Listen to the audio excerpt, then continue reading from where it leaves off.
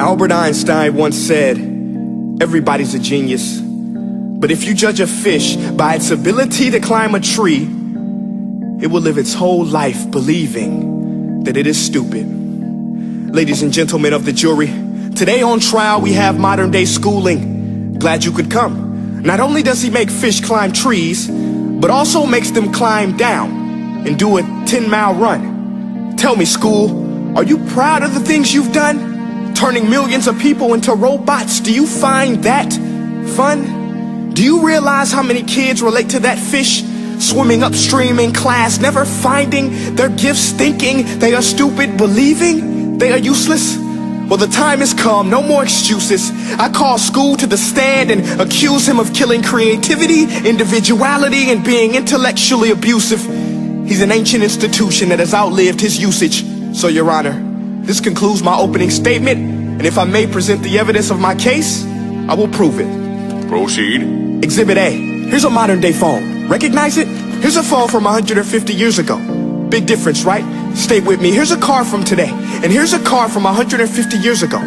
Big difference, right? Well, get this. Here's a classroom of today, and here's a class we used 150 years ago. Now ain't that a shame? In literally more than a century, nothing has changed. Yet you claim to prepare students for the future? But with evidence like that, I must ask, do you prepare students for the future or the past? I did a background check on you and let the record show that you were made to train people to work in factories, which explains why you put students in straight rows, nice and neat, tell them sit still, raise your hand if you want to speak, give them a short break to eat, and for 8 hours a day tell them what to think. Oh, and make them compete to get an A. A letter which determines product quality, hence grade A of meat.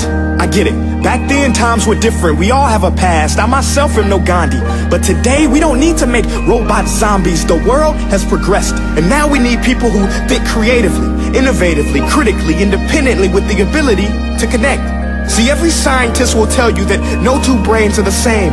And every parent with 2 or more children will confirm that claim.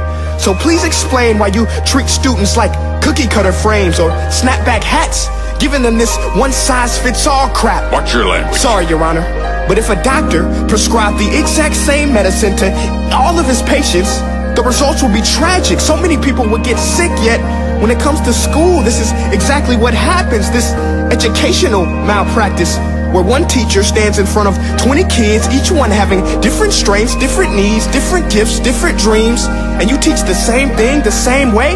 That's horrific. Ladies and gentlemen, the defendant should not be acquitted. This may be one of the worst criminal offenses ever to be committed. And let's mention the way you treat your employees. Objection. Overruled. I want to hear this. It's a shame. I mean, teachers have the most important job on the planet, yet they're underpaid? No wonder so many students are short-changed.